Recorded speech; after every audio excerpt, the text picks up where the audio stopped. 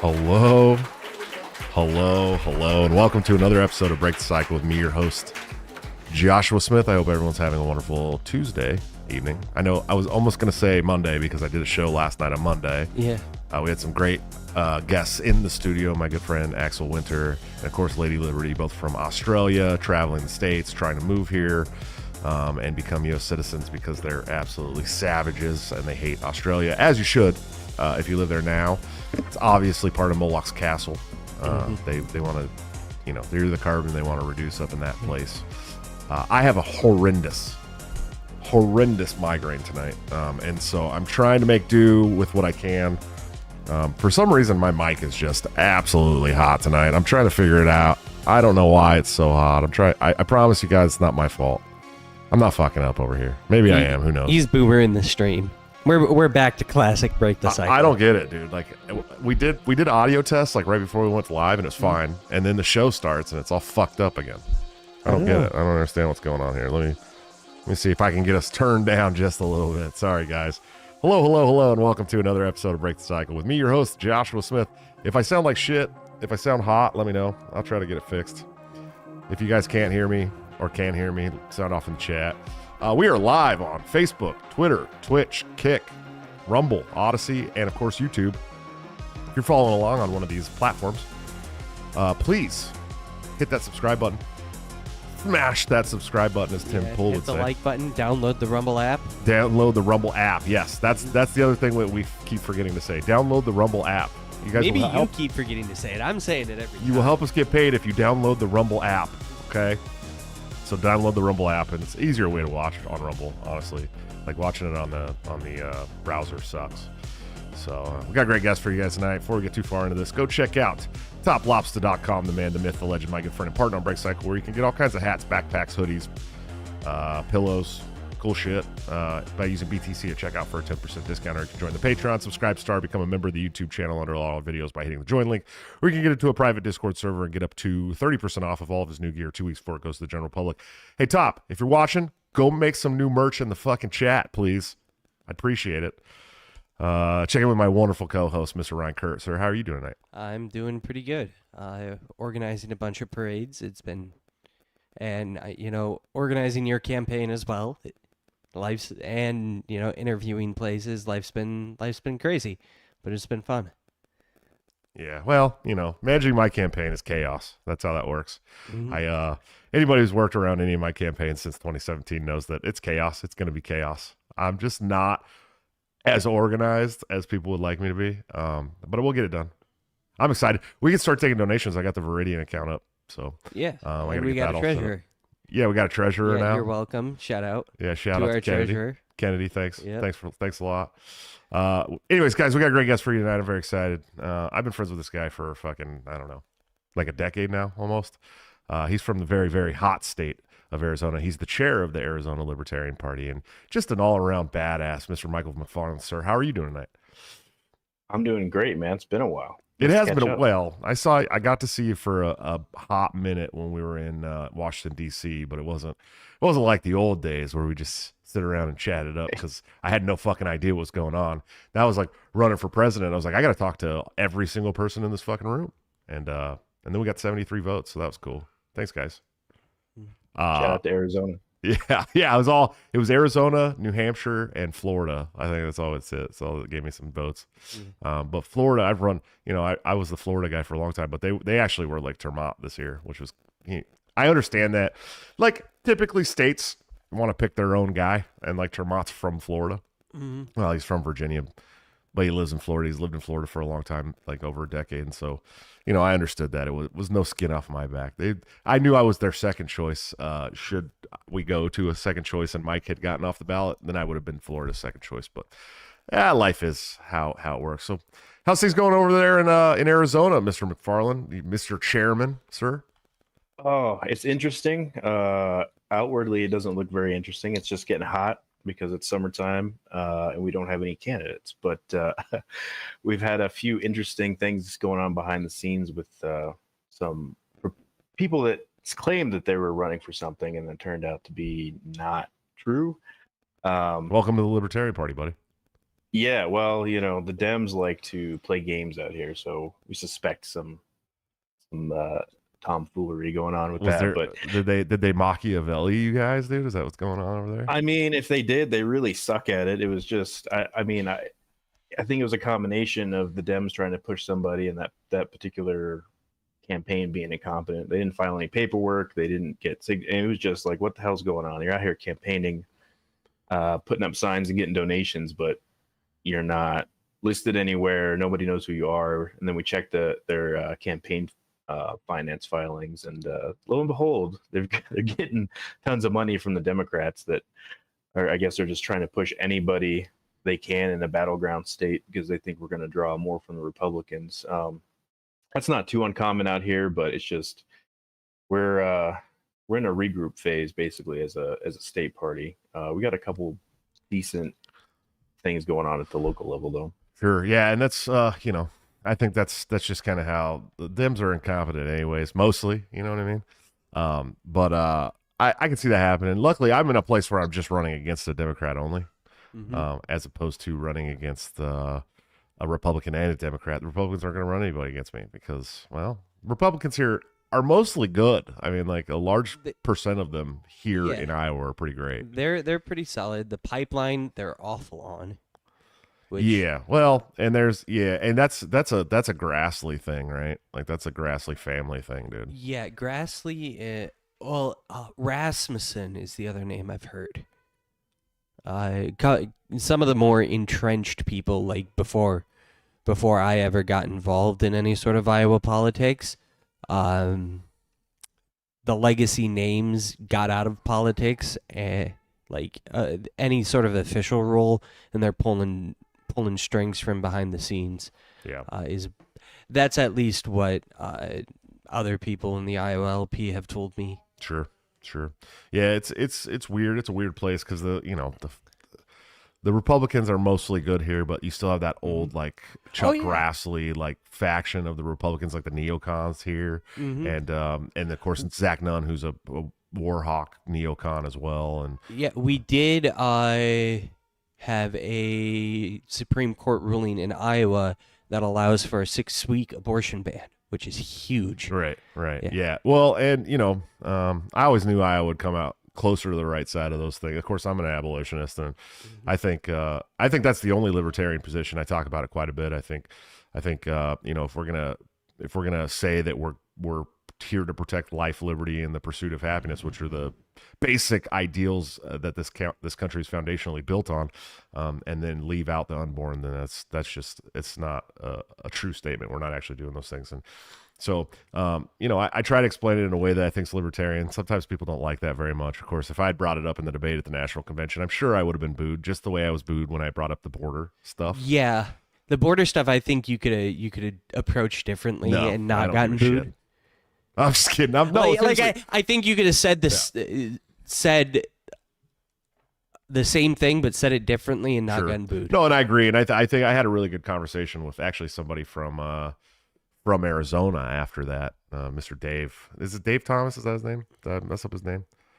Yeah, Dave Thomas. Yeah, I had a conversation Wendy's with him. guy. Yeah. He's the guy who runs the Libertarian Party Arizona page, and he sat me down and said, "Hey, read this. This is the post I made about immigration, and my big reservation with you is your immigration stance." And I read his post. I was like, "There's nothing here I disagree with at all." And I think that's the weird part, right? Is like I don't disagree with what he was saying, but I do disagree that we can have like a cohesive culture in the United States and just import every single person who wants to come here from the third world. I don't think that that's possible.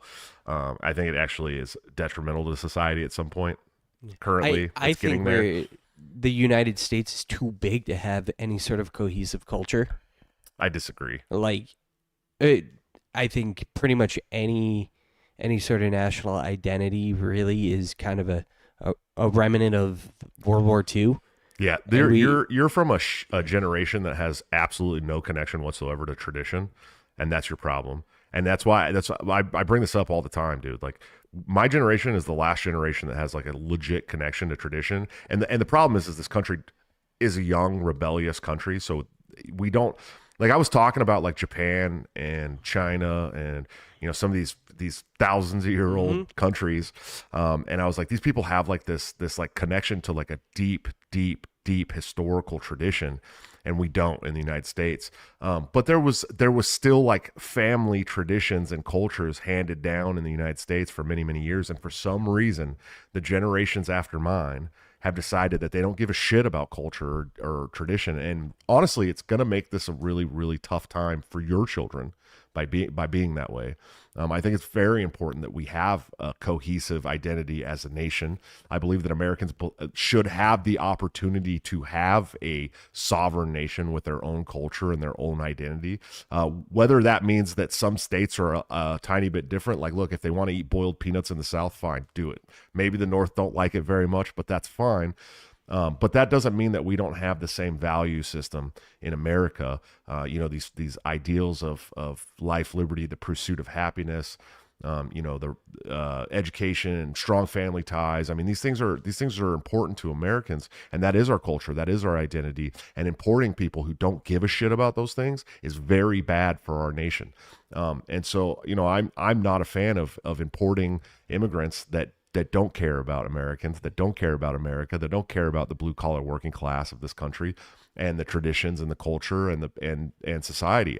I don't want them here. And I think that it's at some point you have to realize, even as a libertarian, that it's harmful to the vast majority of Americans. Well, I think you're getting a lot of those people even without importing them. I think the education system is specifically designed. Well, no, I think that it's Title 40 of the Social Security Act. And I talk about this all the time. That's part of it. In 54 years, we've gone from a society that has 1 in 60 kids living in a fatherless home to 1 in 4 kids living in a fatherless home, and that has a lot to do with your generation being disconnected from tradition and culture and values and pride and like all these things that America used to stand for.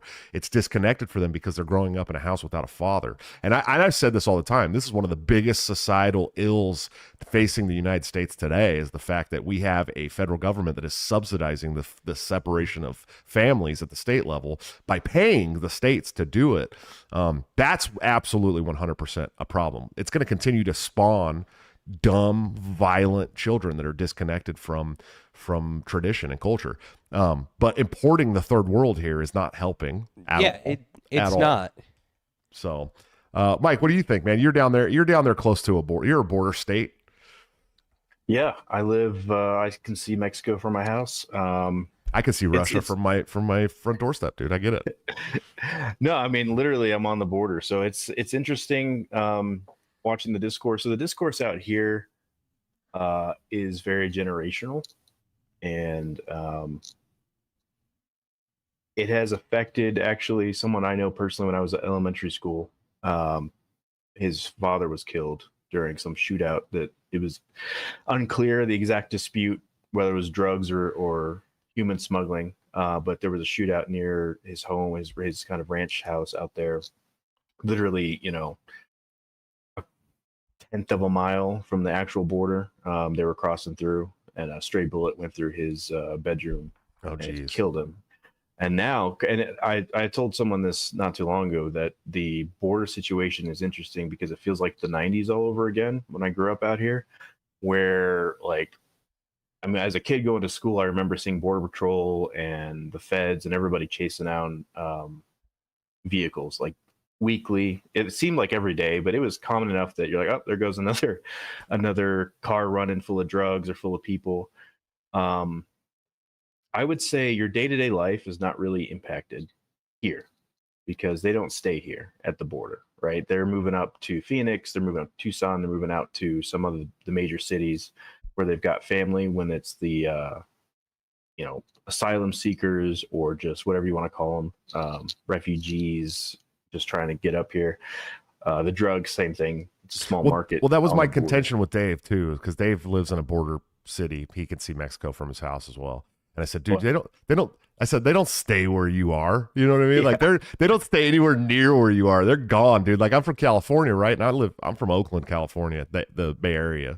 And it's filled with Mexicans, but I've always said this too. Like my Mexican neighbors were some of my best fucking neighbors in the '90s, dude. Okay, like these people, if they were gonna throw a loud ass party till 4 o'clock in the morning with that music, you know, the dunk dunk dunk dunk dunk dunk music, and drink Coronas and cervezas and shit all night, Tecates, whatever. They'd always bring me by a big ass plate of tamales, like homemade tamales. Be like, hey, we're gonna be really loud tonight. Here's some awesome ass homemade Mexican food we made in our kitchen. And they were super polite, and they cleaned their fucking yard all the time, and they worked hella hard and took care of their kids. But like we've gone past that now. Like I've noticed in the last couple of years, especially, we went from importing people that were like coming here because they wanted the fucking American dream, dude. They wanted to work their ass off, bust their ass, own a home, put their kids through college. Like they wanted to do all these things. Now we have people coming for $10,000 gift cards, and it's changing the way that immigration is in the United States. It's no longer about coming here for the American dream. It's about coming here for the incentives, right? And at what point do we go, okay, with the way the incentive situation is set up in the United States, we have to stop immigration and get rid of this incentive shit. And I know that people are like, well, we have to do both. I'm like, okay, but I'll tell you right now that Social Security and safety nets and incentives and welfare and fucking food programs and education programs are going to be much harder to get rid of for an executive branch than for them to do their fucking constitutional duty and protect our borders. It's going to be much harder for them to shut all those things down. Those things were all passed by an act of Congress. Okay, they're laws or mandates, but mostly laws. But in the Constitution, it says that the president is supposed to protect our borders from invasion, right? So, like, I guess at some point you can see that it's going to be much easier for an executive branch to do the one thing and not the other. But you know, and the thing about that too is like if we have those programs, if those programs have to be enacted and be a part of our social fabric, which I don't think they should be. I think they incentivize laziness, right? Mm-hmm. But if they do, shouldn't those things be going to American citizens, the people that already live here, that need the help, that need to get a leg up and move up in the world? Or should they be going to people who just came across the border and said, we're here for your free shit? You know what I mean? Like, and so like, I know it's a really like divisive wedge argument, especially in libertarian circles, but we have to think about this logically and from the perspective of we're trying to get into government and govern a nation, right? And these people are not all libertarians, and they're going to have questions, and we need to be able to answer those questions because they're worried about them. I don't know, Mike, what do you think? I mean, how is Arizona? Arizona's pretty big on fighting immigration, aren't they? Yeah, our sheriffs are usually pretty active in it, especially now with the Biden administration taking a sort of catch and release, hands-off approach. It's like going back to your point about the difference between the immigrants now. It's kind of interesting because that's a lot of what we're seeing. It's, you know, Mexicans don't really want to come here anymore. They're doing pretty well. They're starting to boost their industrial capacity, and they're getting. I mean, I know you see the leftists complaining about factories and distribution hubs and infrastructure being built down there, but it's a good thing. They're getting jobs and they're starting to become increase their middle class. Their demographics is really good. They're really primed as long as U.S. policy doesn't screw it up to kind of become a replacement for China in terms of offshore manufacturing. It's more localized. It's less prone to the whims of Chinese interests. And the NAFTA exists as well. Huh? Yeah, the NAFTA exists. I mean, where I'm at, we grew up with it just happening, and there is violence and stuff. It's just not something that is. It depends on who you ask and where they're from and what they're dealing with specifically. I mean, I've had it impact people in my life negatively, and I've had, like you said, great conversations with people that are coming here to do the right thing. But it is changed. I've got friends that work in Border Patrol, and the combination of the Biden administration's lack of support with actually getting stuff done there, and the fact that it's just so much. They're just doing catch and release type stuff. Even the smugglers, if they're not violent, they don't have a connection to a big major crime syndicate or something, they're kind of just letting them go. Maybe they impound the car. A lot of them out here are killing people because they're running and they're crashing into people in wrong way directions or just T-boning people through intersections trying to get away. So that is a problem. But from what I've seen in the reports and from what people tell me that work there, actually out there walking the fences and then responding to some of these chases, they are seeing the nationalities it's not necessarily Central South Americans and Mexicans. It's people from Africa, the Middle East, China, a lot of Chinese nationals. So I think it's something to at least be curious about. Yeah, we're not even talking about the snow Mexicans at the northern border yet. You know what I mean? I just saw a post about that. Someone I don't know if it was a troll post or something, but it was interesting because it was on social media, and the lady is in northern New York complaining about illegals coming across the border, which for me, they said illegals. I looked at the picture, I saw the green. I'm like, that's not, what do you mean illegals? There's green stuff everywhere. You got trees and grass. Yeah, well, it's funny. It's funny because a lot of people don't understand that like the northern border is probably much easier to get through, to be honest with you. Yeah. There's whole like sections of the northern border that are in the middle of the forest that have no guards, no anything. I mean, there's just nothing. You just walk right across the border. Truly, that's the truth. I mean, especially north of like Minnesota and stuff, you can just walk right across the border up there very easily. But some of the terrain is a little bit harder, especially in the winter. You're not going to be doing it in the winter. Yeah, but crossing the desert in the middle of the summer is it's a little rough worse. Too. Well, I just remember when this all became like the big national discussion. And let's be honest, immigration has been a national discussion my whole life. Yeah. But when it's become like that at the forefront of the media over the last decade or whatever, the whole argument is that because there's chicken wire, people are drowning in the river or whatever. It's because of the chicken wire. The chicken wire is killing them. I'm like, do you think that maybe it's because they're crossing the river that's killing them? I don't. Yeah. I mean, that's what I mean. And that's like, from what I understand, pretty rare. Of course, they'll use like the 3 or 4 cases of that actually happening to really drag you through the mud about it. But it's such a weird, divisive issue, man. And I just figured because Mike's on here and he lives close to the border that he'd have a better understanding than we do in Iowa. Speaking of like the snow Mexicans, they're having a worse time with immigration than we are. Oh, dude. No, all the Western states all the Western countries are doing worse than us. Yeah. But we're still not doing good. There's like one or two that have they're not in the EU and they shut things down pretty early on, and they're doing okay. But I don't remember. I think there's like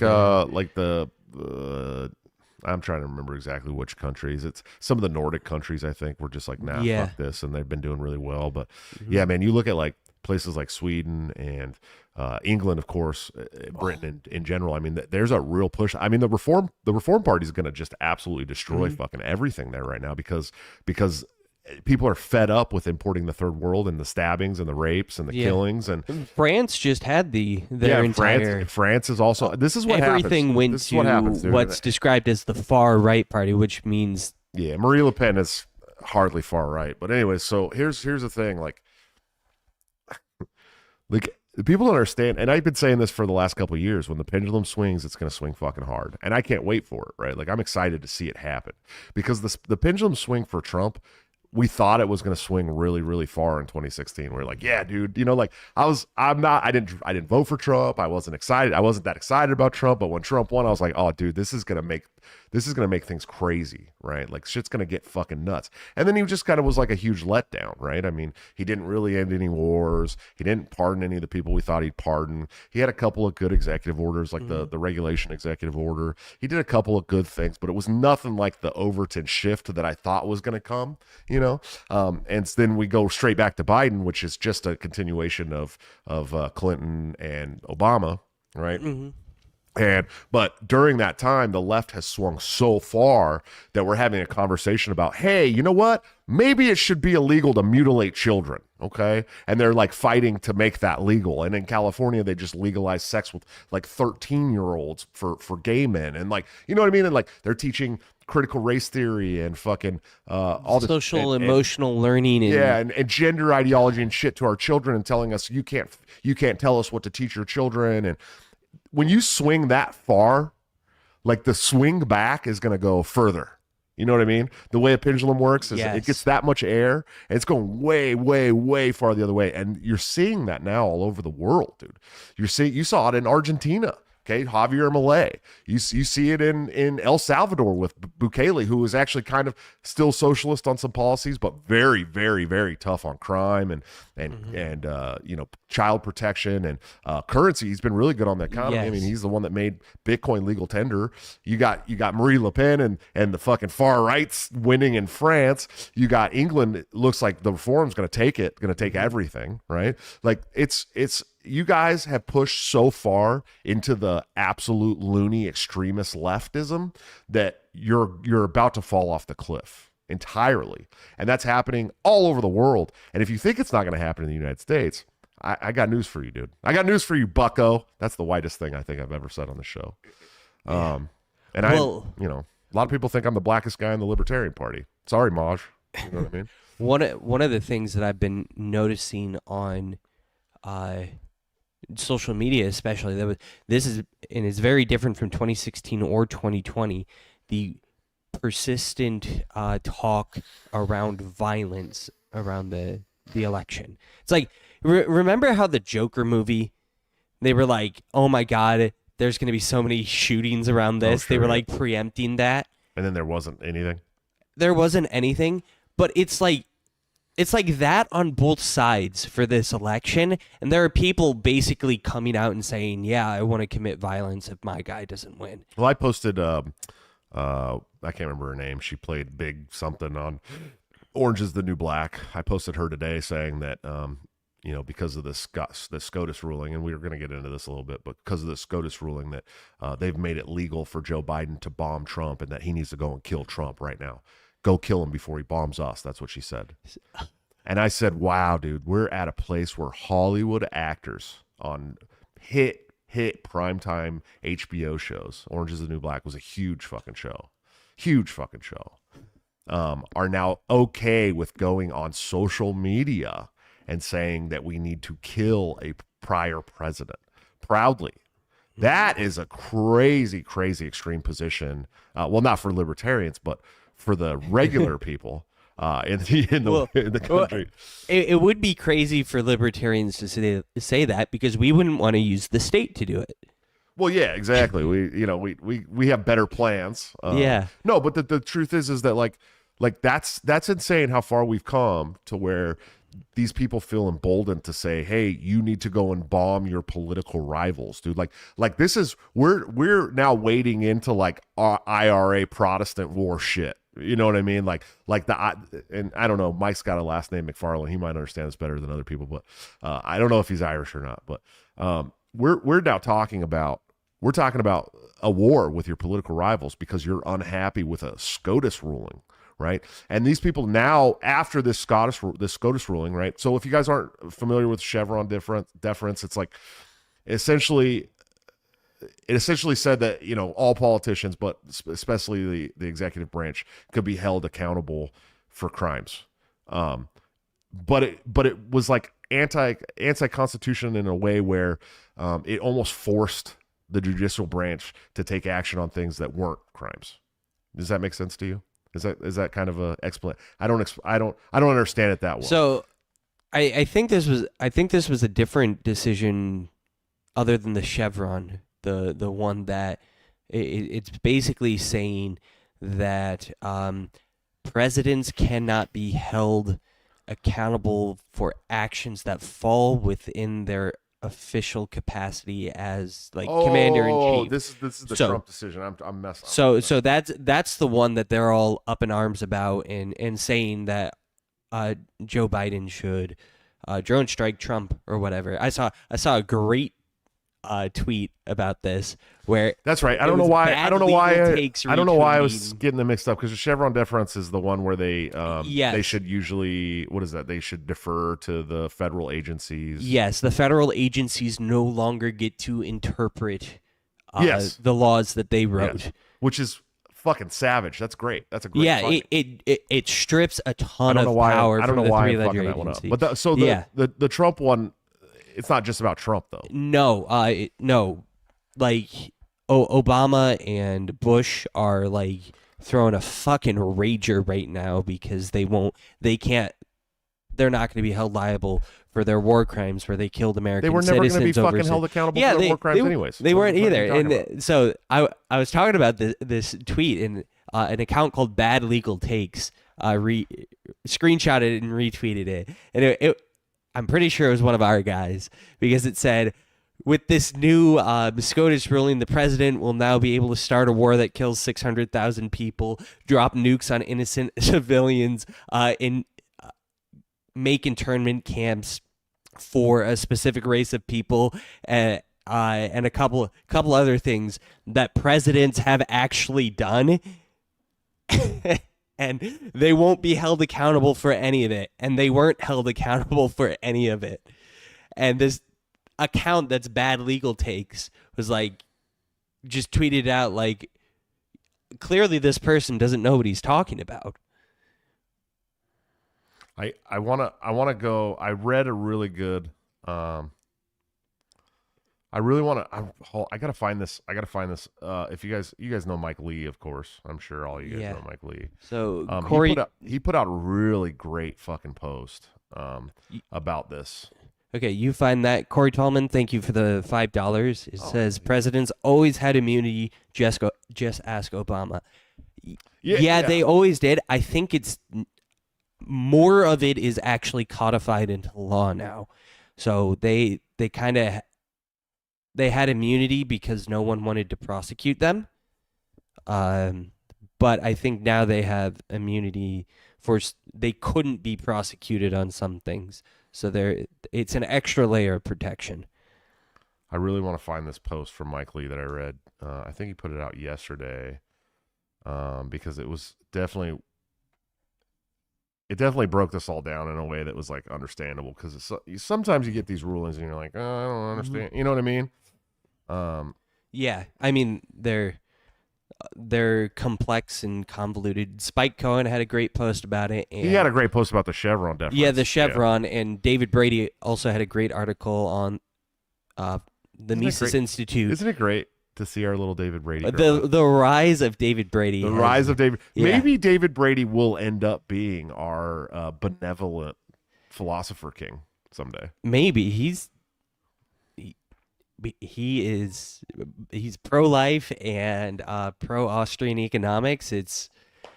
You couldn't ask much more of a young man. I'll keep looking for this post from Mike Lee, because it was one of the best posts I saw on it, and I don't remember exactly how far back it was, but I will say that Mike Lee wrote a book called Saving Nine about packing the court. Mm-hmm. It's literally titled Saving Nine: The Fight Against the Left's Audacious Plan to Pack the Supreme Court and Destroy American Liberty.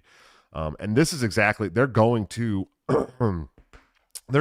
try to use this ruling to try and pack the court. There's no doubt. It would be an absolute fucking disaster to pack our court. They will not stop until they have our Supreme Court justice acting as a legislating body. And if you guys don't understand how bad that would be, look at Congress. Look at the House right now. Look at the Senate. Look how these people act, okay? Well, it was a legislating body. This current iteration of SCOTUS is rolling that back a bunch. They're like, hey, we're not a legislative body. So that's where the Roe v. Wade and a couple of other decisions have come in, of them saying, hey, this is Congress's duty to legislate this, and if you want it into law, they need to do their jobs. Okay, here we go. Here's the post from Mike Lee, and I'm going to read it out. It's a little bit long, but SCOTUS didn't make the president above the law, not by a mile. He said presidential immunity is an indispensable component of having three co-coordinate branches of government, one of which, the executive branch, is embodied in one person, the president. Without presidential immunity, the presidency couldn't function properly. If the presidency couldn't function properly, neither could the executive branch. Without the executive branch functioning properly, our entire constitutional system of government would be impaired. I get it. Libs hate Trump. But libs' hatred of Trump doesn't entitle them to Supreme Court rulings against him. Libs' hatred of Trump likewise can't overcome or justify the horrible things a SCOTUS ruling against Trump in the immunity case would do to our constitutional system.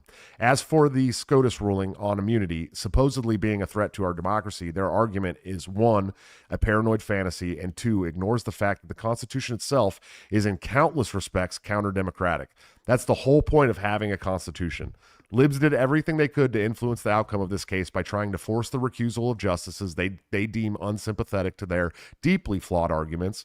They obsessed over flags flown by Justice Alito's wife, the appeal to heaven flag. They obsessed over the political views of Justice Thomas's wife. Libs did this not because they ever had a good argument to trigger the recusal of Justices Alito and Thomas, but because they knew their own arguments in the immunity case weren't good and were especially unlikely to persuade either of those justices. Now that they've lost this case and are losing their minds over the fact that they are going to lose elections in record numbers this fall, including and especially the presidential election, Libs are turning back to the shameful strategy of delegitimizing the court. Ultimately, Libs want to pack the Supreme Court, allowing them to remake the court in their own progressive image. Packing the Supreme Court would be a colossal disaster for everyone in America, including the Libs. This is one of the many reasons why Democrats must win elections this fall. Why they must win elections this fall for control of the White House, the Senate, and the House of Representatives. Our country has benefited in countless ways from having an independent federal court system. It's long been the best of its kind in the world. That's one of many reasons people around the world want to invest in America.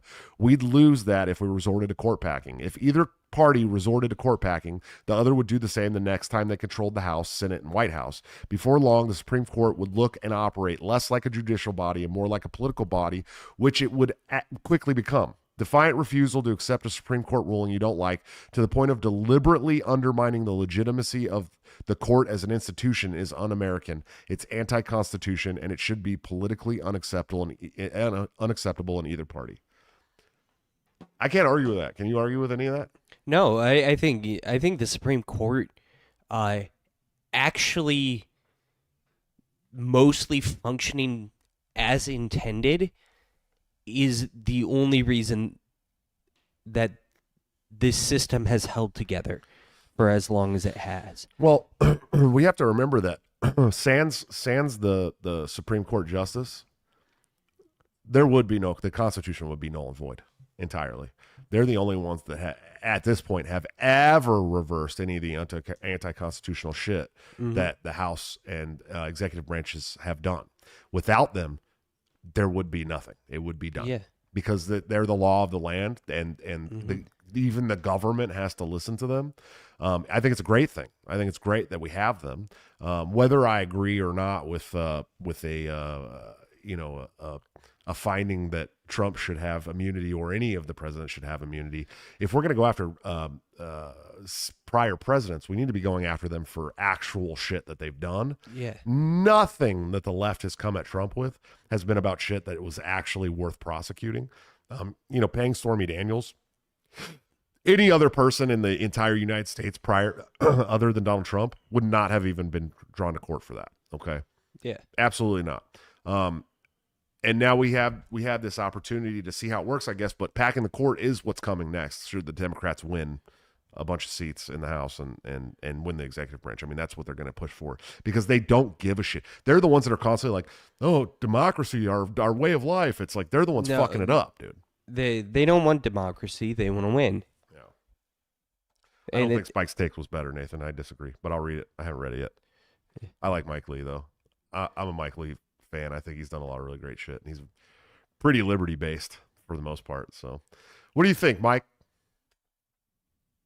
I think he's a little late. I think they've been packing the court back and forth for a few hundred years now already. I generally agree, though. I mean, it's a tool just like any other tool of power, and the Republicans historically have been terrible at seizing that opportunities that they have had. It took Trump packing the Supreme Court to get any push.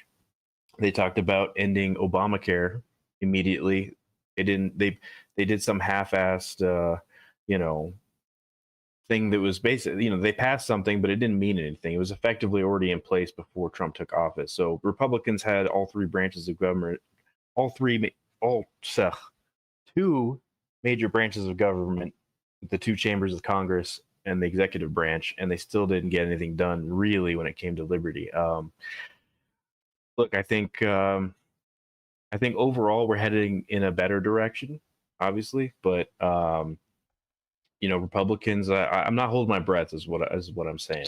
I think they're starting to wake up finally, because like you said earlier, things have gotten so bad that people that, I think conservative leaning people and libertarians, our default setting is just F off, leave me alone. If you're not doing anything too crazy, I'm not going to come out of my house. I just wanted to be barbecue. I just wanted to barbecue and be left alone, man.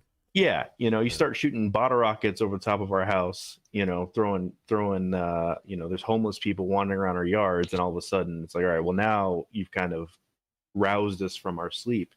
I think that's something libertarians, conservatives kind of share, in that, we're not going to do much for a while, and that's a problem, because it means that the left gets to have carte blanche for they've had carte blanche for better part of 100 years in this country, incrementally getting what they want at every turn. And it's only been in the last, since 2016, 17. Really, I'm not going to give all the credit to Trump per se, but the group that put the efforts together, and, he had a couple opportunities on the Supreme Court.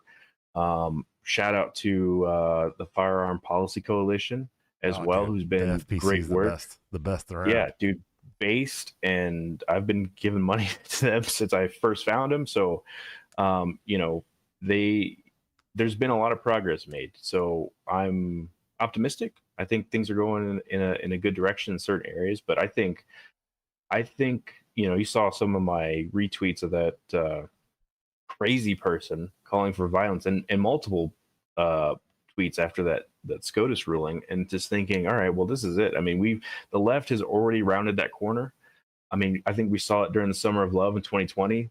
The gloves are off for them. They are in tantrum throwing mode. So any more losses that they take is just going to result in them getting extremely more aggressive and violent out in the open. And they do it with impunity. Hardly anybody, any of those Antifa people and Black Bloc people in those cities during that period of time, I don't hear of. There was a few, but generally they all got released, or they never found them.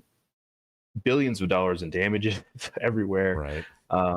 Obviously I don't need to rehash all these things that everybody else has already said, but it's clear that the left is feeling the pressure finally for once, and that's the problem. They've never been in this position. Most of these people, because of their life, they're so young.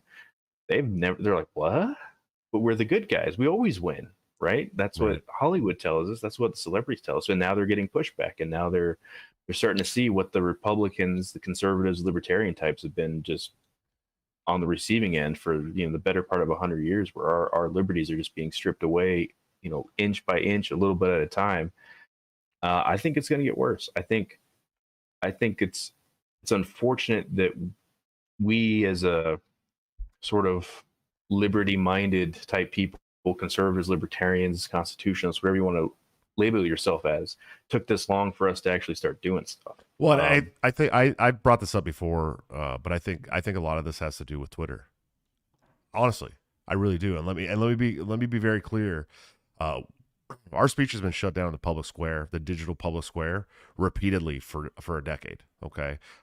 If you came from the MySpace era like I did, where you could literally say whatever you wanted to on the internet and it didn't matter, and then you came to the Facebook era where it was like I was removed from Facebook for fucking stumping for the Libertarian Party, you know what I mean? Or calling out COVID shenanigans, like I was removed immediately for over a year. And then removed from Twitter for over a year. But then Elon brings back Twitter. You can now say just about whatever you want on Twitter, and somehow that has started to change the national conversation. It's funny how we've been saying they're shutting down our speech in the digital, the local digital square, public square, because they know our ideas are better than theirs, and they have to shut us down. They have to stop our free speech if they want to win. And they did, and they won, okay? And now that our speech is becoming mainstream narrative again, they're starting to lose inch by inch. And it's, Ron Paul said it better than anybody ever will. An idea whose time has come cannot be stopped by any army or tanks or bombs, right?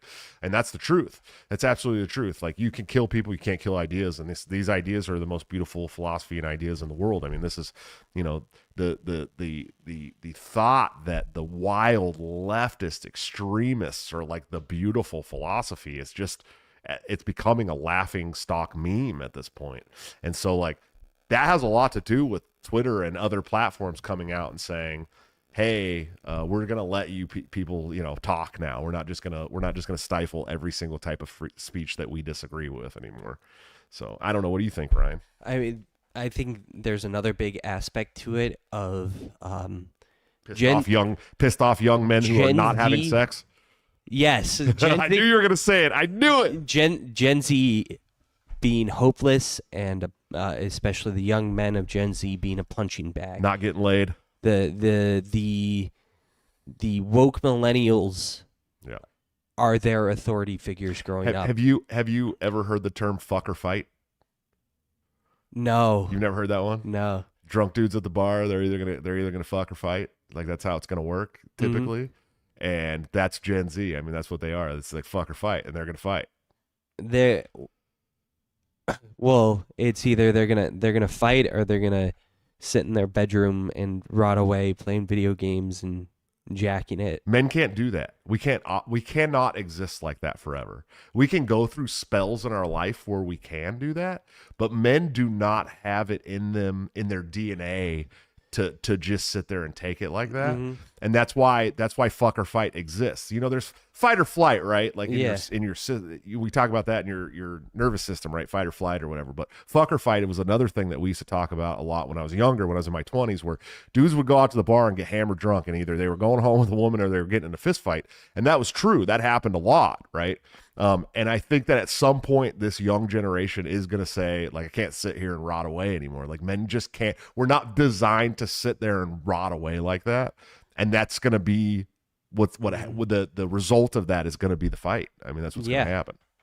Yeah, and I think a big part of that is there's no longer really any healthy channels for young men to put their ambition into.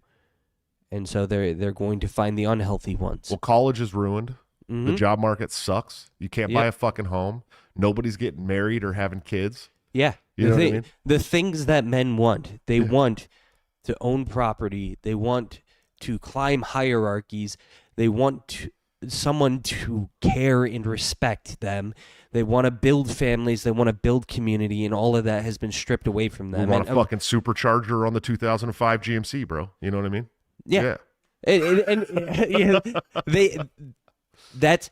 That's unobtainable for a large amount of men now. It's for the millennials, dude. For the first time in American history. Yeah. There are a number of younger millennials that, like, a bunch of my college friends are they're probably never going to get married. There's like a huge push from Gen Z too, like, that are anti, like, sexual degeneracy as well. Yeah, it's weird how, like, almost Victorian Gen Z has gotten. Yeah, it's really weird. But it's not based in Christian morals, and so the rules are so inconsistent. It's really, really weird. It basically comes down to anything that's like normal sexuality, basically manly men wanting attractive women is wrong, but anything outside of that is like what a concept called safe horny, which is like acceptable to be degenerate. And if you're proudly degenerate, you're not going to get shamed for that. But if you're like displaying normal sexuality, like basically like Sports Illustrated swimsuit edition from when you were growing up, that's unacceptable. And it's so bizarre. Gen Z's fucking lost, bro. I hope that they, you know what? Maybe they rise up and marched into Israel and retake the Holy Land. I don't know. You know what I mean? Infinite Zeal, thanks for the $5 super chat. He said, keep it up, Flames. Quest Fanning, thanks for the $2 super chat. He said, good evening, gents.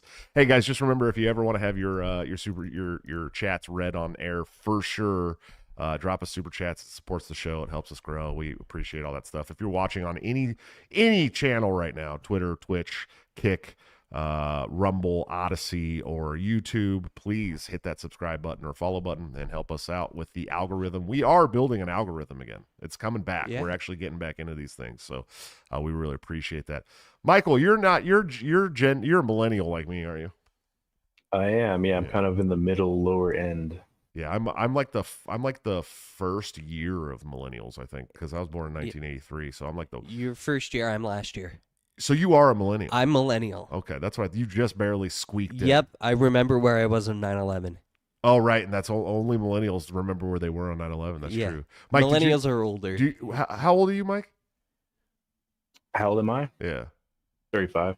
Okay, yeah. So you weren't old. You were a military guy like me, right? At some point, you were in the military, but you didn't. Join Yeah, that's how long that war went on. I was in 7th grade when the towers got hit. I enlisted at 19. I did 5 years of active and reserves. I got out. It was still going on. It was still going on for another 5-6 years after that. Yeah, I joined the military right after 9/11. Yeah. And I was like, hell yeah, we're gonna fight us some terrorists. You know what I mean? Of course, we trend probably used some PC words back then, but and it was cool. You could do those things. Right? I don't know if you guys remember, but racism used to be cool. You know what I mean? Like it used to be fucking awesome. We used to tell each other racist jokes all the time. That might my have least been more of racist a friends California told the thing. best racist jokes, dude. You know what I mean? Like we used to stand around in my very diverse friends group at school and tell each other racist your mama jokes all the time. Awesome time. We had a lot of fun. No one cared. No one cared. Now society sucks and everyone cares about racism. I don't know. Maybe the racism was cool and you guys are wrong. I don't know. But I joined right after 9/11 to go defend my family and my friends and my community and my country from the terrible terrorists in Afghanistan. Wait, Afghanistan? I thought these guys were from Pakistan. Wait a minute. Why are we in Iraq? What the fuck is going on here? You know what I mean? That's kind of how it was for me because I was in Iraq 2004 or whatever. I'm in Iraq or I was in the Persian Gulf. I was a Navy guy. I can't really say I was actually on the ground or anything like that. I went to Bahrain a couple times, you know. But I'm fighting Iraq and I'm going, wait a minute, dude. Like, what the fuck did Iraq have to do with 9/11? They didn't do shit, you know. And then I'm like, weapons of mass destruction. These motherfuckers got like rudimentary, like old school AKs and like mustard gas that hasn't worked since the 80s. And I'm like, they don't have any weapons of mass destruction. What the fuck? Everyone knows at this point, right? That there was no weapons. Sticks and rocks at you. we all have come to an agreement that there were no weapons of mass destruction in Iraq, right? Like you guys know that fucking. They just really didn't want fucking Saddam Hussein in power anymore, right? Like you guys understand that that's how that is, right? Like we ran a coup in the 50s on Iran because they nationalized their oil and their first democratically elected prime minister, right? You guys understand that like we went after Libya because Gaddafi said, yeah, we don't want to be a part of your central banking system. You guys understand these things, right? These are like released documents that prove this shit now. You guys can go and look up the Afghanistan papers. Confirmed CIA color revolutions. 12 confirmed ones. That's just the confirmed ones, yeah. Those are the ones that we have documents that say, yeah, we did this shit. It just blows my mind. Like, it just blows my mind because, like, you can go read this shit. This is like government paperwork. Where they admit to these things, like the Afghanistan papers. Listen, guys, the Afghanistan papers exist. You can go read that the 21-year longest conflict in our military history in the United States was created knowing that we could not win, lied to the government, lied to the public of the United States, knowing that we couldn't win, and stayed there for 21 years, the loss of countless human lives. And then we had the opioid epidemic after that, and I'm sure those things are completely unrelated. Yeah. What poppy fields? There's not any poppy fields in Afghanistan. Did you ever see the poppy fields, the sweeping poppy fields of Afghanistan?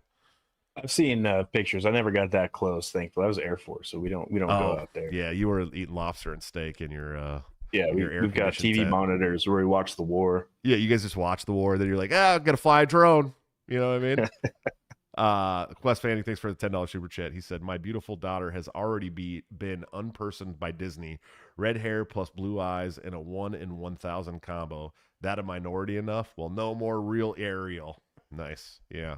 That is actually funny when you talk about that. Did you know the blue eyes are actually a minority as well? So I am a minority. Okay. Yeah. And, my child has blue eyes. Yeah. Oh, yeah. Yeah. Does your wife have blue eyes? Or? My wife has blue eyes as well. They are gorgeous, bright blue eyes.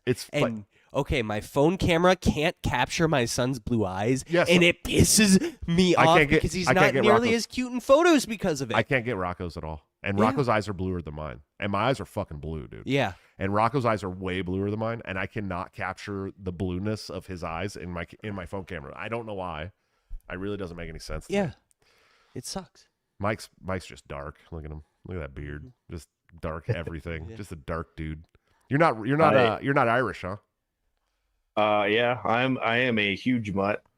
If you were looking at a map of my ancestry, it's just most of the world except Asia. Yeah, I'm Mexican. I'm African. I'm Dutch, German. He's Scottish, got a little Irish. bit of penguin in there. Yeah, a little bit of penguin. I'm a little bit of a mutt, but mostly Scottish, Spanish, and Israeli. If you can believe that. That one always throws people for a loop. They're like, "Excuse me." Yeah, you've only mentioned it on the show 675 always throws times. people for a loop, dude. They're like, "No way." I'm like, "Yeah, my dad's side of the family is like heavily Israeli, dude, like heavily." But my mom's side of the family is Scottish. What do you think my heritage is? I don't know. I'm mostly Scandinavian and German. Yeah, that's a hard physiognomy for me to pick out over there, buddy. Thanks for Corey. And there has to be some Greek because you do look a little. I would say Greek. That would have been my first guess. Yeah, but it's not it's not major. Like 90% is Scandinavian and Greek. Or not Greek, German. Corey Talman, who is your vice chair, by the way, gave a $5 super chase. Says Josh going to join the new Roman Empire. I am ready and willing to go and retake the Holy Land. If anybody is wondering. I think we're long past overdue for a new crusade. We're losing the mission here. It's time to go and retake the Holy Land. What are you looking at? I don't know. I know it wasn't the Romans that did a crusade. I get that. Yeah, but it just happened in France. Maybe Italy is next, and that's a large part of the Roman Empire. So AJ said Ryan looks like a Jew. You do look a little Jewish sometimes, dude. It's the thick eyebrows. Because I'm cheap, AJ. You look no, you are cheap as fuck. You look like sometimes you look like the dad from American Pie. I've never seen American Pie. What's his name, dude? Fuck. With the eyebrows. You know who he is. Eugene Levy, I think his name is. These are thick Greek eyebrows. Yeah. Do you know who Eugene Levy is? Do you know who Eugene Levy is, Mike? You know what I'm talking about, right? Oh yeah. Ryan does look a little bit like him. Just a little bit. Yeah, like one of his sons or something. Yeah, well, his son is that dude that's on Schitt's Creek with him. Schitt's Creek, yeah. That's his actual son. The guy that's in the memes that's very gay looking. That's his actual son. But anyways, the debates. We haven't brought up the debates. I have not got to talk about the debates on this show yet because I was gone in Branson when that happened. In fact, I talked about it a little bit last night, but our oldest daughter is a grand national champion now. We were at the national championships for her dancing, and one of her dances won grand national champion. She got several double platinums, a few platinums, and some. I think her duo dance got 5th place out of 10 or 12 dances. And then she got 2nd place in production, and so it was really good for her and her school. They did really good. But we were in Branson, and Branson's a fucking time and money suck pit. It's a blast. Branson, Missouri is a blast, dude. There's fucking like 4 different mountain roller coasters that you can ride that are just like regular, like double mountain roller coasters. They got like all kinds of crazy like museums and rides and picture booths, and just like it's like I call it hillbilly Vegas. Yes, kind of what it's like. It's like hillbilly Vegas, or maybe it's more like. Maybe it's I don't know. Maybe it's more like hillbilly Disney World. You know what I mean? Yeah, it's a weird place. It's fun though, but it's expensive, dude. And if you go with 5 children, like we did, every time you sit down for a meal, it's $70 gone. Boom, gone. Boom, boom. I got to a point where I was like, look, McDonald's has fucking 40 chicken nuggets for $11.99. Can we hit up McDonald's for like a lunch or two? Because we're getting murdered here. You know what I mean? But it was a fun trip. But I was there when the debate happened, so I actually watched it like quietly on my phone after everybody went to sleep in the hotel. This was a fucking stinker of a debate. Yeah. I expected first of all, Trump to be hilarious. Okay, like I really thought Trump was going to go in there and he wasn't as good as he was in 2016. Not even close. No. I mean, it wasn't even close. He wasn't even as good as he was at the national convention. No, not even close, dude. It almost felt like before before he went up there, someone said, if you want this debate to happen, you can't go up there and be Donald Trump. Well, That's what it felt like. They had his mic turned off. Yeah, at but times. he could have used his time to do his funny Trump stuff. Yeah. And he had a couple of quips, but it wasn't anything. There were weird conditions to it. Like, part of the agreement was that CNN doesn't fact check Trump. That was part of his agreement. So there were some really weird concessions. Yeah, but they weren't fact checking Joe Biden either. I mean, this guy said they weren't ever going to do that. They said all kinds of absolutely asinine, off the wall shit that didn't make any sense whatsoever, and quite possibly farted on a live mic as well. I don't know if you caught. You know what? If he did, he gets my vote. Dude, well, okay. So I want people to remember something. If you watch that debate, I want you to remember something. During my campaign, I promised the American public that if you guys were to help me get the nomination at the National Convention in D.C., which we're past that now. I'm over it. I don't care. It just doesn't hurt my feelings. I lost, whatever. Yeah. It's not my first loss. Won't be my last. But I had promised that if you guys help me get the nomination and then help me get into the debates, which would have just meant any of the big polls polling at 15%, they have to let you in. Well, that used to be the rule. If you'd help me get into the debate, I would have brought a crack pipe to Joe Biden on stage and said, "This is for Hunter," and I would have done that on national television. But now I'm thinking about it. I'm like, he might have just started smoking out of it, like right on the spot. He was and done better. He was so fucking out there, dude. Like anybody that watched that and goes, "Yeah, Joe Biden's the guy that should be running the United States of America." We have a better chance of walking into any nursing home in America and finding somebody who's got a little less dementia and being like, "Go run the country." It was so bad. The establishment media flipped their script from, they switched to we can't gaslight about this anymore. No, it's too far. It's too far. But the thing is, they couldn't do it. They couldn't do it 4 months ago. I mean, he was like literally. We all know that he's at least shit himself on national television at least 2 times. Okay, we know that that's happened. Well, we know that he has no fucking clue where he's at half the time. Writing those things off as they're like out of context, one-offs. They're fake, and they were able to kind of successfully navigate that. But this was so it was just so bad that they were forced to face the reality of it. I got two chats I want to read here. One's from Corey Tallman, $5 super chat. Thanks. He said, Trump won non-MAGA people by seeming more presidential and less Trumpy. Joe Biden is way down in the betting markets for the D nominee. Kamala is actually up in the betting markets now. And we will talk more about that. But I still don't believe it's going to be Kamala because Kamala is not. She's so awful. Well, the thing is that the Dems know she's a stinker, dude. Like she's not a good candidate. She hasn't been a good vice president. Dude, she can't answer questions routinely and just laughs them off. She's legitimately a worse candidate than Hillary, and Hillary was the worst candidate of my lifetime. In my lifetime, yeah. But I will say that they are positioning a few other Dems out there to come in and try and take him. One of those people is Gavin Newsom.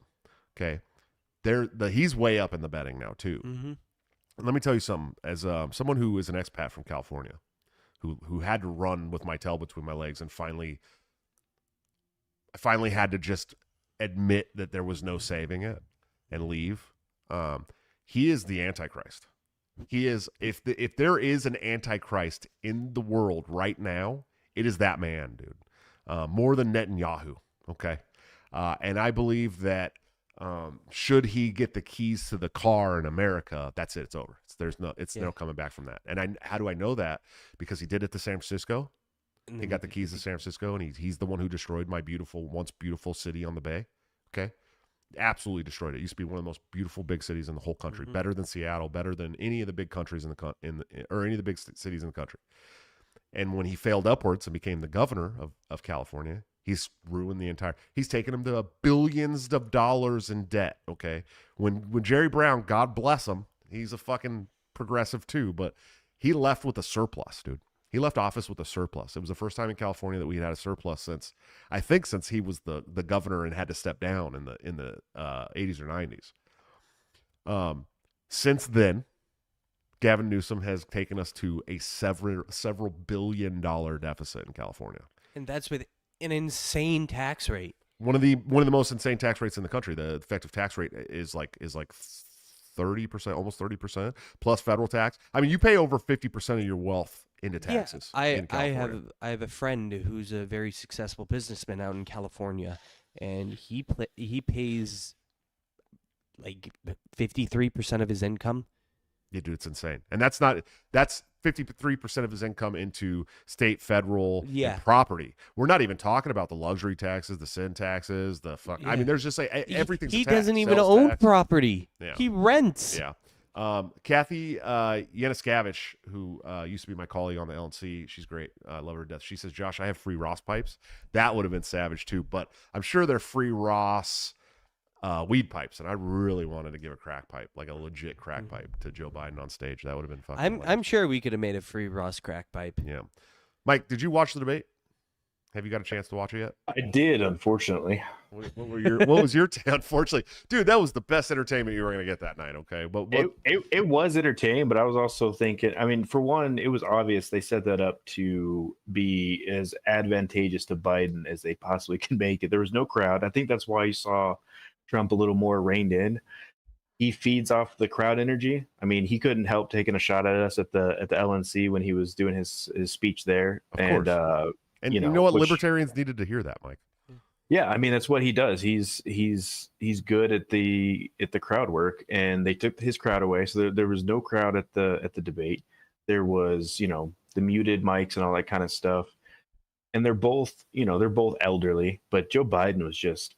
Everybody was talking about, oh, he's going to be coked out of his mind. He's going to have some kind of DARPA funded, experimental drug to get him to be like stable. And I was like, holy crap, there's a morning host here in Arizona that was like, he's kind of a normie when it comes to politics. He's not really political. He's like a shock jock morning kind of guy, but he was even talking on air about how he just watched like a political assassination of an elderly man live on TV.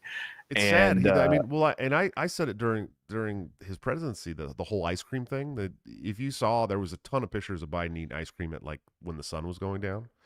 And I worked in skilled nursing for a long time, like many years, right? And like I worked in a lot of memory care units where it was all dementia patients. And as soon as it started to get to sundown, they'd all have ice cream because dementia people do something called sundowning. Mm-hmm. They're fine during the day a lot of the times. As soon as the sun starts going down, they start going crazy, dude. And if you give them ice cream, they forget about it. It's like a known thing in memory care. And so seeing him have all these like gaffes in public and then eating ice cream every single night with the sun going down behind him, I'm like, dude, they're literally rolling him out knowing that he has dementia. Yeah, I think there's a big contingent of powerful insiders in the DNC that are, they're trying their best. It seems like the family doesn't want him to step down. So, with how desperate they are, it's going to be interesting to see what they try to pull, if they're just going to ride it out and let him get thrown under the bus, or the Trump train, I guess, as the he's going to lose. I mean, he's going to lose to Trump. I'm not under any impression. The issue the Democrats have is they don't have anybody else. Oh, they have some people, dude. Who like Newsom? Newsom wouldn't do it right now because he's primed for next election cycle. He might, dude. He might. He's like if he stepped in now. Don't underestimate the narcissism in that fucking prick. I promise you, there's a lot, dude. A lot. Yeah, it wouldn't be smart for him to do it now. If there's one person in this world, one person that I could fight right now, it would be Gavin Newsom. I would box him right now in front of the world, dude. I hate that fucking piece of shit, dude. Me too, man. Speaking of immigrants, he's just driving all the Californians over to Arizona. It sucks here now. That's why I was very happy to move to a place that's far too cold for Californians to immigrate to. Mm-hmm. I live here. I know it's fucking no Californians are coming here, bro. None of us. We hate it. We hate this shit.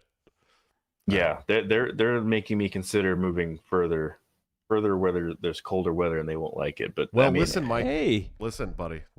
We'd need be you happy here to have you. Dude, okay, we got to consider. Yeah, I'm still a desert rat. We currently got a bill trying to go through the House here in Iowa to nullify all federal gun laws, dude. It's pretty savage. Nice. It's a good place to live, and they are currently they are lowering taxes repeatedly every year right now.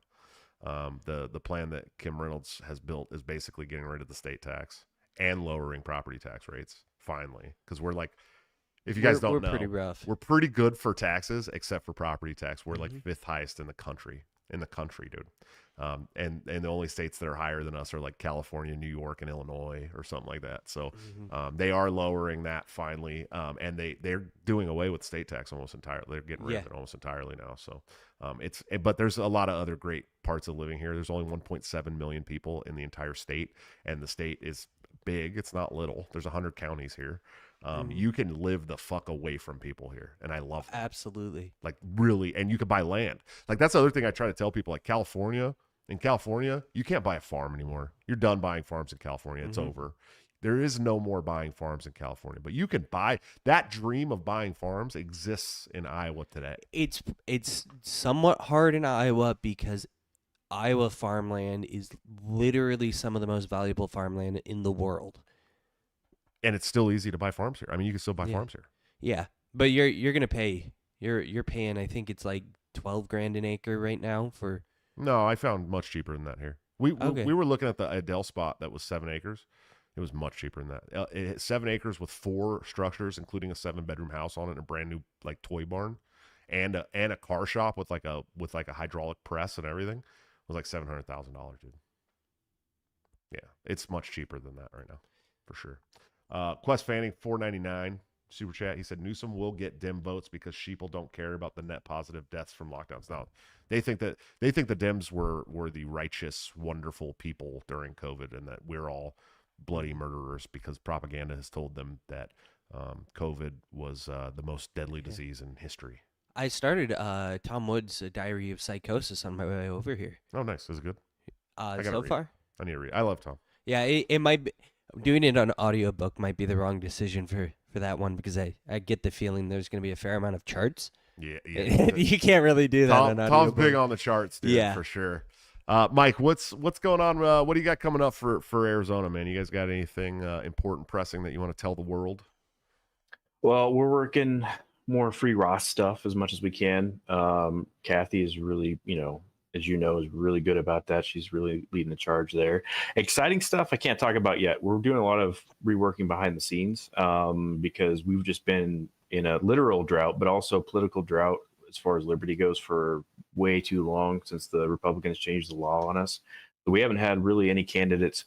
Mark Victor was basically the only candidate we've had for the last like 6, 7, 8 years, and unfortunately, he was that goes into some of the stuff we were talking about before we went live about all that other crap. But so I am working with the folks here. We're going to try and change that because now that the Dave Smith stuff has kind of gone away, we are sort of freed up to actually get back to what you and I first talked about when you came to Arizona all those many years ago. Of 2017, buddy. That was the first time I met you. Back to basics. I haven't had an opportunity. I had a gap in there, and so that's some of the stuff we're working on. I'm hoping to have some cool announcements. I mean, it'll be cool for us. No one else will probably care outside of Arizona, but we just. It's been rough. It's been rough here. We don't have the geography and concentration of libertarians that some of the other states have. And so we're huge. I mean, the county I live in here in southeastern Arizona is the size of New Jersey. And we've got 15 counties. So it's... well, dude, what are you telling me that you have American superhero Adam Kokesh in your state and you guys can't get it figured out? What's going on, dude? I'm not going to comment in case he finds out. He's too busy congregating with clockwork elves. The man is doing some ayahuasca right now, losing his fucking mind, dude. That's such a sad situation because Adam was a good friend of mine, dude, for a long time. Same, yeah. I mean, if he was there, I think he was there at the convention too when you were there. We're all hanging out for a little bit. This was the first national convention that I hadn't seen Kokesh at too since I started with the party. He's kind of out there right now, man. It sucks. No, yeah, I was when I came to the Arizona convention. That's when I was running against Nick Sarwark, and he lived in Arizona. And I showed up unannounced. I didn't tell anybody I was coming. And then there's a video, I probably still have it saved somewhere, of me because I had been calling Nick out for a debate. I'm like, why won't you fucking debate me, Nick? Why are you being a pussy? And Adam pulled his camera out and said, go ask him for a debate in person. And I did. I walked up. I was like, so Nick, How about a debate, dude? When are you ready for that? He's like, oh, hi, Josh. You know, he does a little gay. Hi, Josh. Oh, hi, Adam. How's it going? He's like trying to get all his papers in his fucking suitcase real quick and get out of there as fast as he can. And of course, I wasn't ready for a debate with Nick Sarwark at the time. If you guys went to the national convention that year, you know I got absolutely routed by Nick Sarwark in the debate badly, like bad, dude. It wasn't. I mean, I had some moments where I was good, but Nick, like, I didn't know like debate cadence, right? So I was just like, roar! And he'd be like, he'd start out slow and then build into this like booming crescendo on everything he said, and then they gave us an opportunity where now I know a lot more about debate cadence, right? But there was an opportunity where we got a chance to ask any of the other chair candidates a question. Mm-hmm. And they came to me and I fucking deer in headlights, dude, like froze up. And I was like, I heard someone in the back of the crowd go, what about Bill Weld? And I'm like, yeah, Nick, what do you think about Bill Weld? And I just like lobbed him this softball and he killed it. He knocked it out of the park. It was like one of his best answers, dude. And I fucked the whole thing up. If he wants to debate me now, is a different story. Mm-hmm. But I met Mike at that convention for the first time, and I had known him as Mac prior to that for quite some time. I think through through Austin Peterson's campaign, even, right? I was kind of around. Weren't you a freedom ninja for a while? Oh God, we don't talk about that failed podcast. Hey, Austin is one of my very good friends. Like, I love Austin to death, dude. I still talk to him. We disagree vehemently on Israel, obviously, and foreign policy, but the guy's like a solid, like good-hearted dude who I love to death, and I'm always gonna love him. I don't care if people get mad at me about that. He's my friend, so I've stayed at his dad's farm. You know what I mean? Like, he's a buddy of mine. So yeah, no, he's done. Yeah. No, I thought you were talking about something else that I did, but yeah, no, Austin Peterson. I was just coming back. So before that, I was bouncing around the other two parties, and then came into the Libertarian Party through the kind of Ron Paul funnel, because the GOP was just. I mean, we were looked at as an insurgency in the Republican Party, although Ron Paul bots. So we eventually just got pushed out because they just had the numbers. You know, we were either a bunch of us were young kids that didn't want to fight that hard. I mean, I stuck around as long as I could until literally they shut me out of meetings and changed the meeting locations and stuff. But no, that was such. I can't believe it's been that long already. Yeah, dude, we're working on a decade, 7 years now. It's been a lot. It's been a while, man. It's I've had 3 more children since then. I was in college when you guys were doing this. Well, you are a baby, dude. I mean, what are you, 28 yet? I'm 29. You're 29 now? Yeah. How'd you go from 27 to 29? Did you skip a year? No. The fuck is going on here, dude? I swear Born you in were 95. 27. I was 27 when we started the show together, I think. Yeah, that makes sense. You've been around for almost 2 years now. Yeah. Well, that's my fault. Speaking of babies, Harrison got zucked, or I guess, what is it, X'd on Twitter, and he wants you to follow his new one. I think it's the Great HW. The Copper State shit? Yeah, Harrison Wells. He got but the Copper State page got fucking zucked. Yeah, Copper State Austrian is currently suspended indefinitely. It doesn't look like there's a way to appeal. I'm not sure. They're kind of looking into it. I remember Corey shared the notification with me that it was gone. So he's trying to rebuild back. He's going to take a break, I guess, for a while. But he's also a baby too. He was talking about his COVID restrictions in boot camp, and I'm like, what? Yeah, he's only like 23 or whatever. Right? I think he's 22. Yeah, he's a baby. Yeah, man. I got a daughter almost as old as him, dude. Like literally, she's gonna be 20 this year. She's like 2 years younger than him. And he was on the show. I think I told him that on the show, and he's like, "No way." I'm like, "I got 2 grandkids, dude. I'm old fuck. I'm a curmudgeon now. Like a legit. Like I come home from work, I'm like, nobody talk to me. I'm gonna go sit in my rocking chair for 5 minutes. Like legit. That's what I do now. And my grandpa used to do that when I was a kid. And I'd be like, why is grandpa got to go sit in the rocking chair? And now I understand it entirely. Like I need time to just decompress. Yep. Because I've had a day. And I'm old and my knees and my back hurt and I have a migraine. And I'm doing it all for you guys. So just give me 5 minutes. You know what I mean? Mike, I love you to death, man. Thank you so much for coming on, brother. Where can people find you, support you, listen to you, all those good things? Yeah, so if you're in Arizona and you want to get involved, go to azlp.org. Hit us up if you want to get involved with the party. If you want to get involved in other projects, hit me up on Twitter. It's probably the easiest way to find me. It's at Mike McFarland. That's MICMCFARLAND. Or just look on Josh's page. You'll probably see me tagged in some stuff. But yeah, we're gearing up already for 2026 right now, and it's going to be some good times.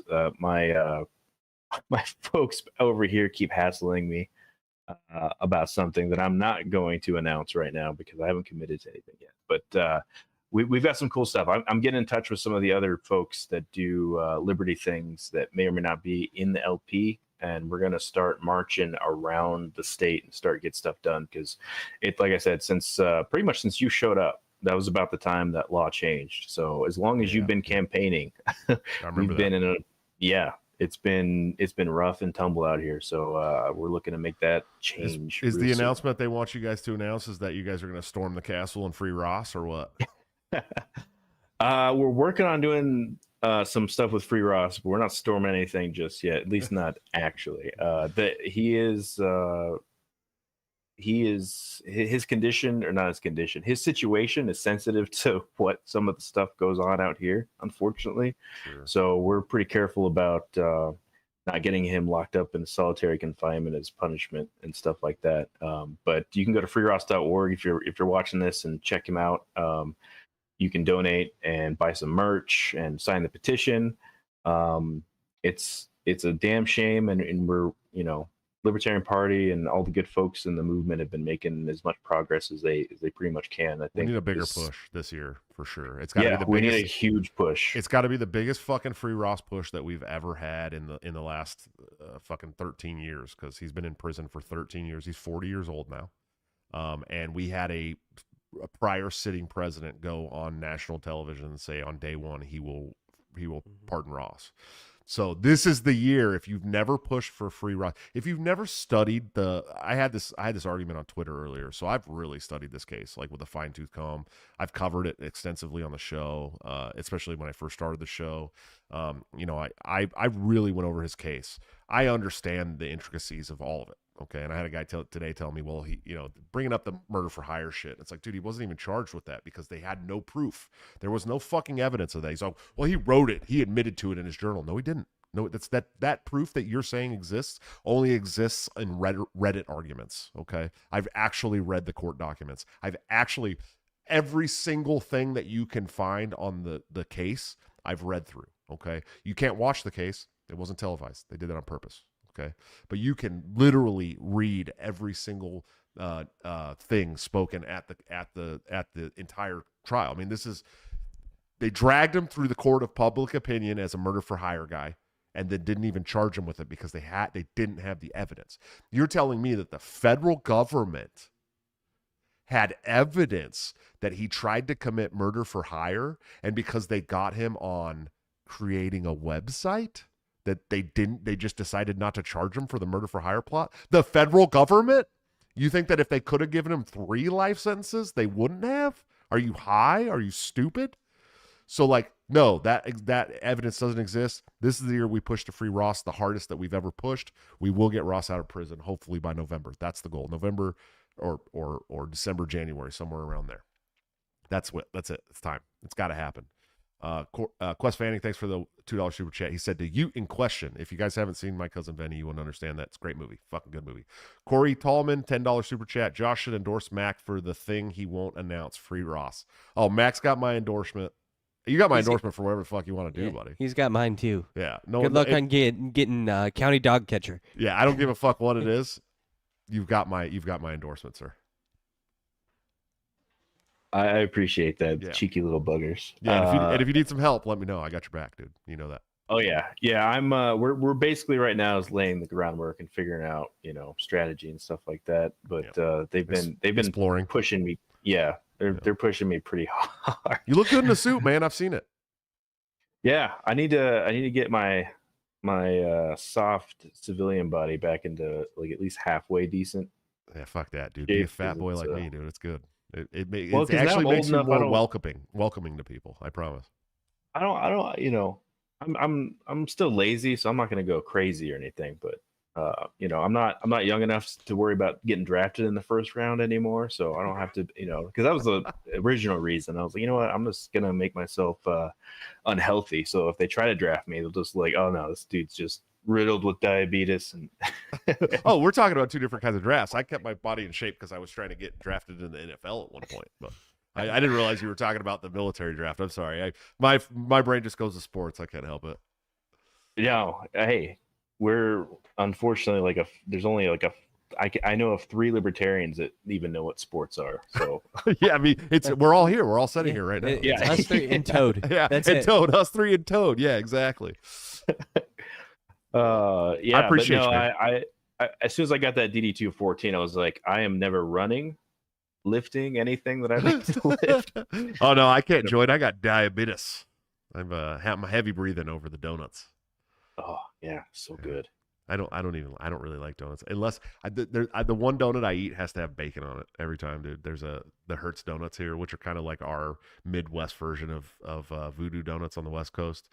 They have a maple bacon donut, and that's the way to go. If you can get a maple bacon donut, donuts are worth it. If you can't, it's not worth it. It's all the same shit. Mike, I appreciate you coming on, man. Thank you so much for taking the time with us and hanging out. And they say that Mac's going to be the philosopher king of Arizona. Will you be a benevolent philosopher king, sir? Depends on what side of my temperament you've been on. Sure. Fair enough, dude. Well, we appreciate you, man. Thank you so much for coming on, and I hope that everything works out for you there in Arizona. Definitely free Ross, my man. Oh yeah, thanks for having me in. Of course, dude.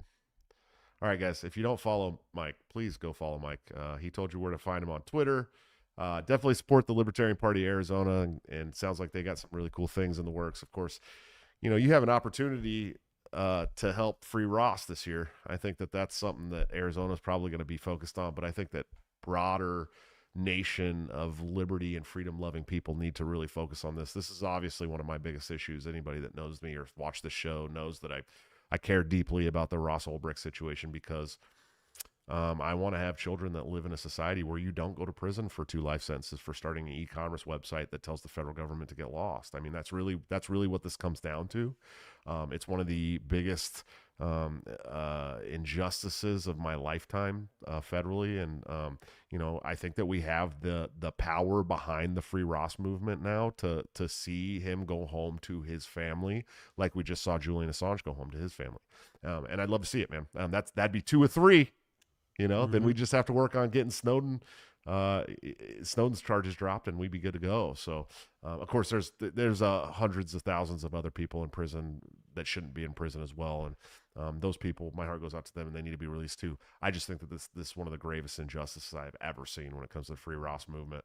Ryan, you got anything before we take off, buddy? Follow me on Twitter at BulldogGamer28. Free Ross.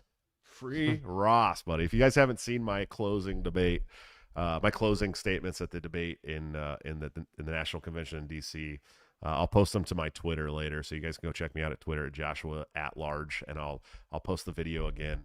Maybe I'll just post the single clip of where I talk about Free Ross, but maybe I'll post the whole thing again. It was pretty good, and I think that was the best part of that. My whole debate was when I brought up the e-commerce website and Free Ross. Guys, we'll see you for an all-new show on Thursday. We will be doing 3 shows We're this doing week. a show on Thursday? Yeah. On the 4th? Yes.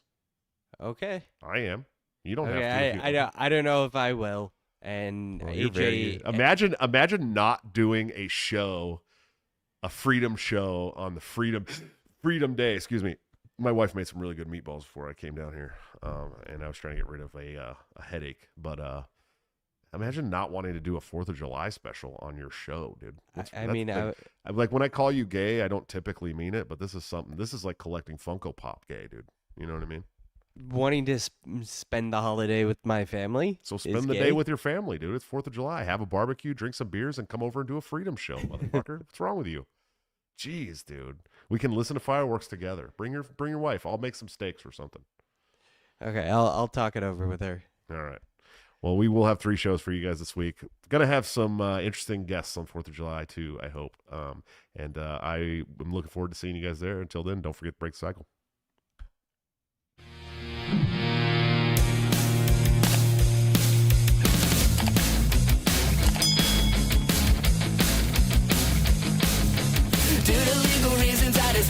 explain.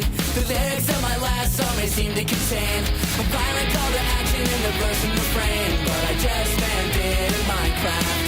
The helicopter part was in reference to GTA 5 and the things you do. So any violence you commit, I am not an excuse, because I just meant it in Minecraft. Well, Chipper is my friend and he's constantly cold. Accusations of incitement getting totally old. Make your own choices, yeah, you have control, because I just meant it in Minecraft. Obviously I would never advocate force, unless there's due process and a trial, of course. And if you're convicted, we will make you a corpse. In Minecraft, just in Minecraft. You're nothing I mean, you know it. No product theaters, gets it close to COVID. Holy shit, I think I